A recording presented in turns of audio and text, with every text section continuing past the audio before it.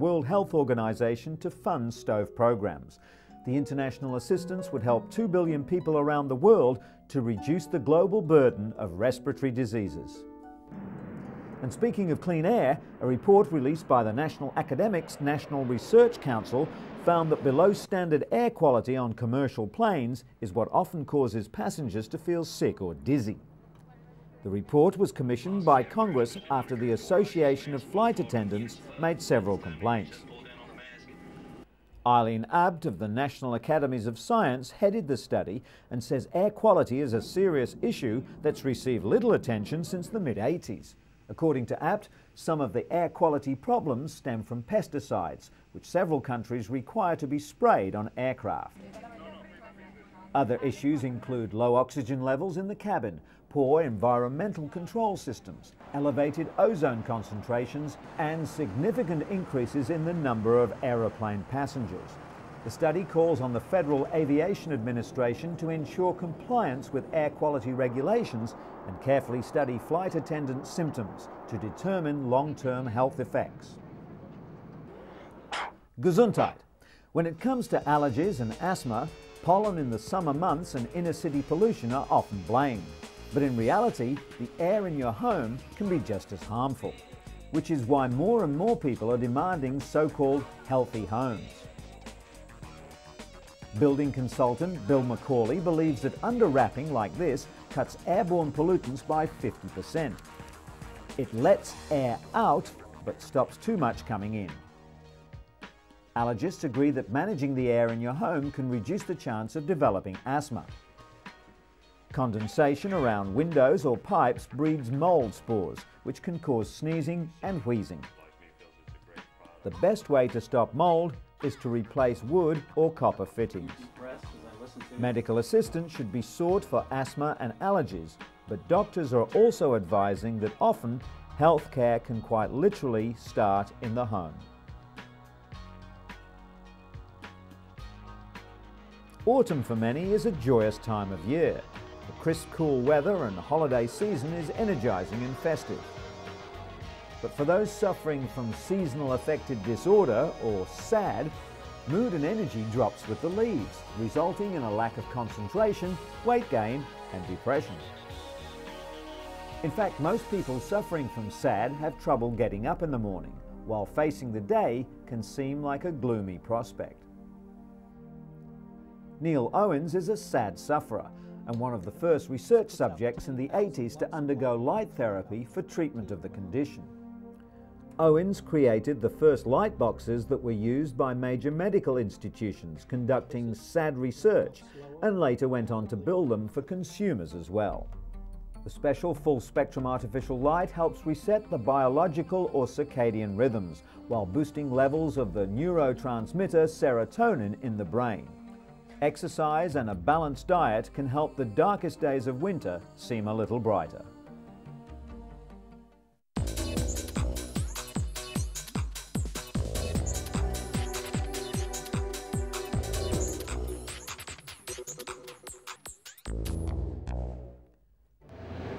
At first glance, the statistics don't seem so ominous.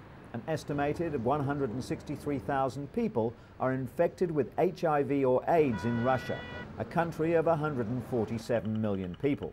But experts fear the real figure could be 5 times higher. In anticipation of World AIDS Day, UN AIDS and the World Health Organization released the grim statistics, showing the former Soviet bloc now faces the fastest growing infection rate.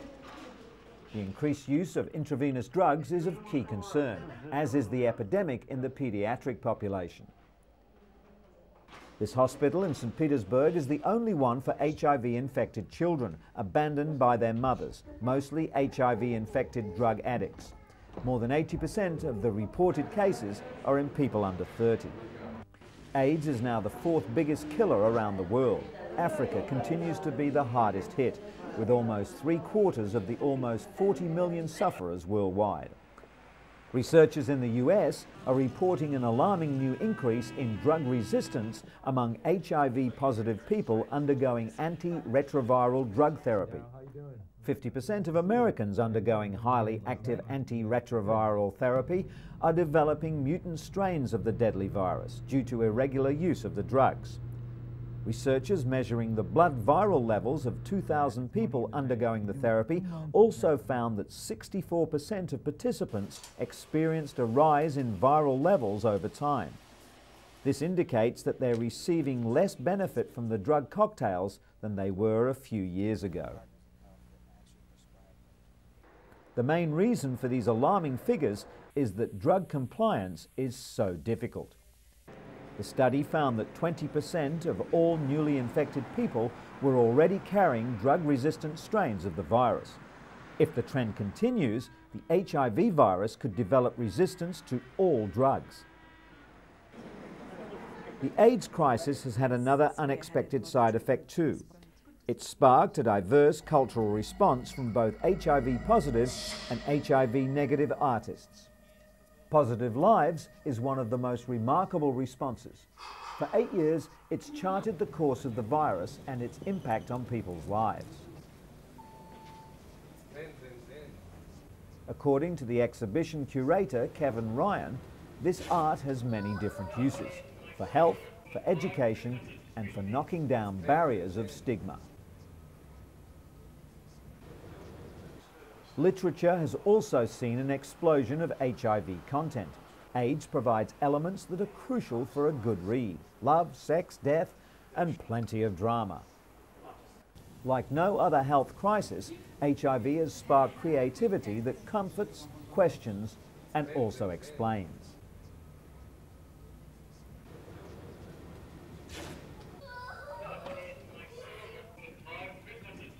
Art, homespun as well as highly sophisticated, continues to chart HIV/AIDS progress and reflect it onto a wider audience.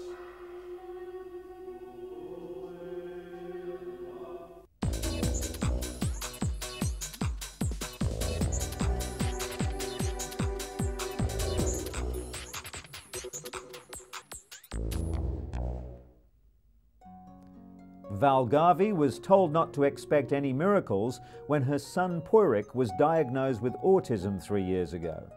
Doctors told her he'd never be able to form relationships, use his imagination, hold conversations, or even dress himself.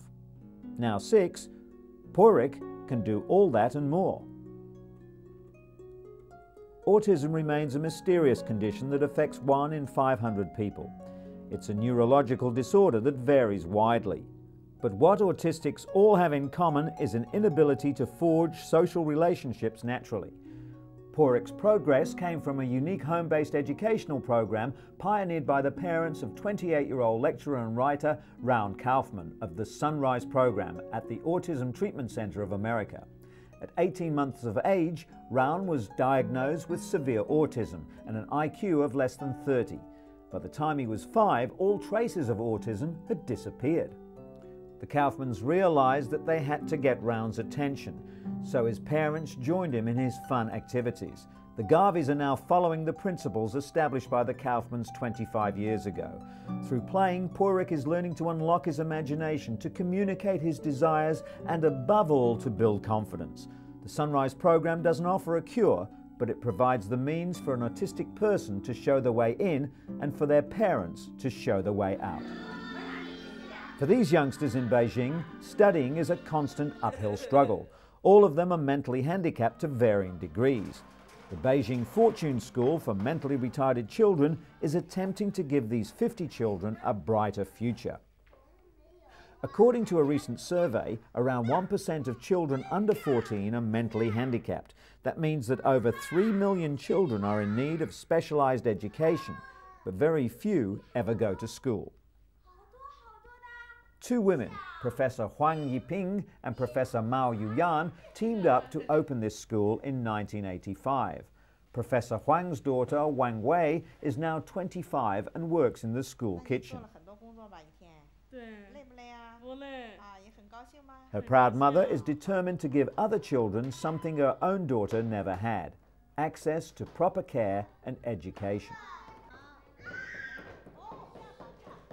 The Beijing Fortune School has grown over the years. It now has a staff of 20, including 6 full-time teachers, and provides education for children aged 3 to 14. The school is privately funded and has developed its own teaching methods. There's much emphasis on recreational activities as well as the arts. It also provides in-house training for its teachers and support staff.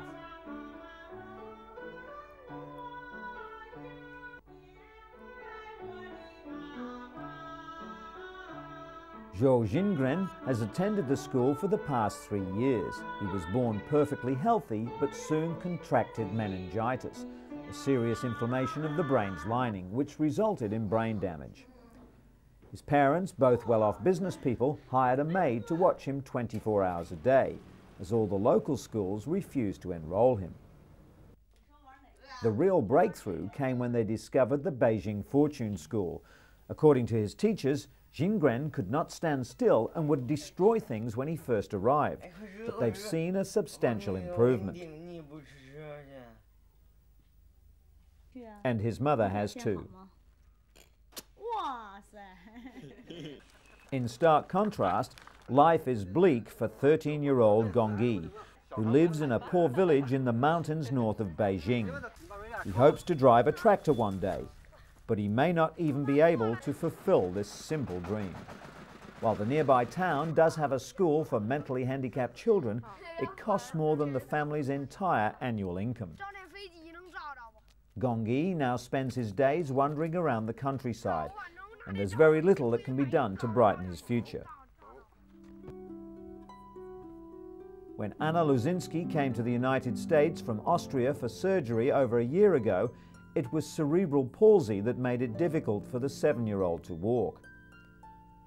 Surgeons operated for roughly 8 hours to lengthen several muscles and rotate her femur to bring about an amazing transformation. This pitter-patter of little feet is music to her mother's ears. The Mayo Clinic Biomechanics and Motion Lab in Rochester, Minnesota has the same technology used by Hollywood animators and video game designers, only they used it to help children like Anna walk normally. Anna is first outfitted with the cutting-edge equipment, which is monitored by cameras and balance plates all the way down to the heated floor. They measure the intricate and complicated actions that go into walking. From the location of several small markers, doctors can calculate how the joints are moving, which is then used to guide surgical treatment of patients. Surgeons who performed Anna's previous operation are amazed at the dramatic change in her gait. Today's session is more than just a celebration of her progress. Anna is back for more treatment. This computer-generated stick figure made in her likeness will help the surgical team plan her next procedure. It's the same type of software that perfected the legendary swing of Tiger Woods for a video golf game that's putting a swing in the step of youngsters like Anna.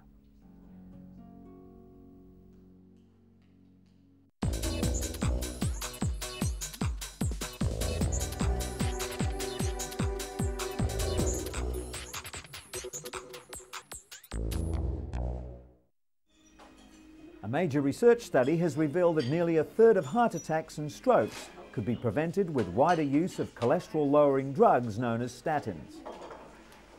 The study, billed as the world's biggest trial, involved 10,000 people testing the new drugs. Statins are normally given to people who have very high cholesterol levels, but the study showed they also work in those with normal or low cholesterol. The British Heart Foundation described the findings as a major advance in the treatment of heart disease, especially as 1.5 million Britons currently suffer from the condition. 6 years ago, Kelly Perkins came to UCLA for a heart transplant after a virus damaged her own heart.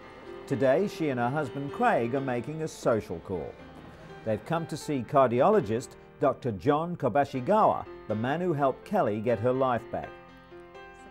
40-year-old Kelly wants to share one of her proudest achievements. She recently returned from Tanzania, where she became the world's first transplant recipient to climb Africa's highest mountain, Mount Kilimanjaro. Kelly's 8-day trek was recorded by a documentary film crew. She's climbed other mountains in the US and Japan, but at 19,340 feet, Mount Kilimanjaro was the highest and the most challenging. Being a transplant recipient means that Kelly fatigues quickly, and because nerves were severed during surgery, her heart doesn't keep pace with her level of exertion. The climbers set out for the summit at midnight in sub-zero temperatures.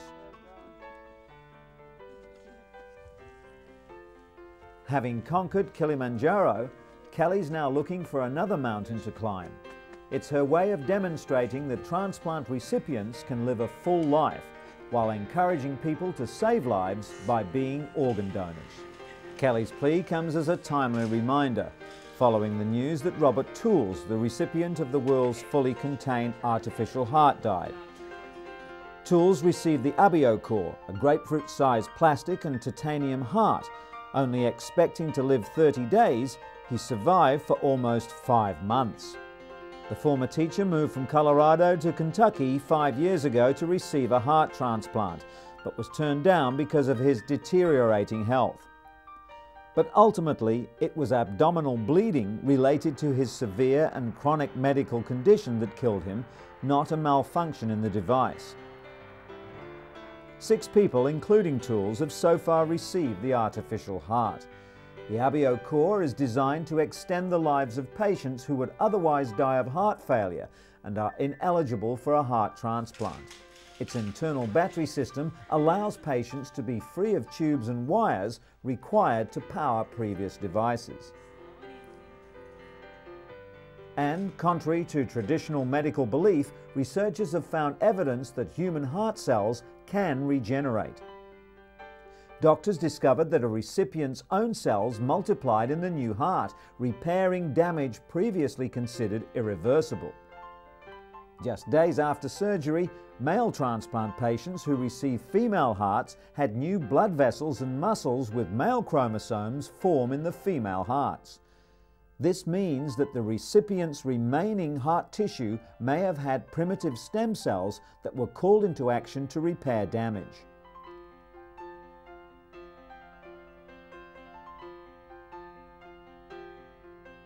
Scientists are now trying to harness the self-healing power of cardiac stem cells. Someday they could treat millions of heart conditions just by stimulating the body's own regenerative power.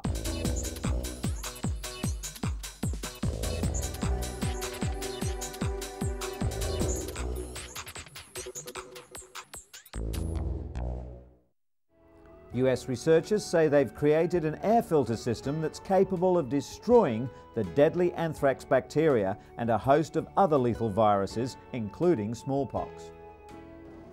The air purifier that can kill airborne biological agents in ventilation systems was developed at the Johns Hopkins Applied Physics Laboratory in Maryland. Dr. Richard Potamber created the device out of an inexpensive commercial filter, then added the purifying system. The hybrid unit combines free radicals to help kill the viruses, with new technology known to neutralize airborne pathogens with ultraviolet light. To test the device, scientists piped in molecules that imitate viruses, bacteria, and spores. After being run through the filter and cultured, the artificial contaminants were dramatically reduced to an almost undetectable level. In addition to killing anthrax spores, Dr. Potamber's device could help hospitals prevent the spread of infectious agents. The filter's patent pending and could also be available for commercial use in subways, hospitals, and government buildings within a year or 2. In other news, the United States Centers for Disease Control has warned that prescribing doxycycline to pregnant women who may have been exposed to anthrax could be harmful. Health officials worry that doxycycline could stunt fetal growth when taken during pregnancy, recommending instead the antibiotic Cipro, the first drug approved against inhalational anthrax. The latest health recommendations for pregnant women is the opposite of the recommendation issued by the CDC to the general public, who are now advised to use doxycycline over Cipro as the first drug of choice. The change came when health officials became concerned that Cipro was being overprescribed, which could lead to possible resistant strains of the bacteria. Doctors are now advised to prescribe doxycycline to non-expectant patients who may have been exposed to anthrax. Although no clinical tests have been conducted, the CDC believes that Cipro is unlikely to pose any substantial risk to expectant mothers.